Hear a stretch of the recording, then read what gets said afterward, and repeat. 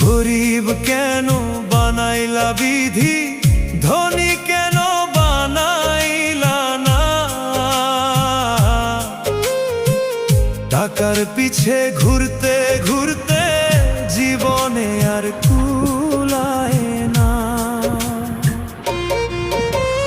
গরিব কেন বানাইলা বিধি, ধনী কেন বানাইলা না।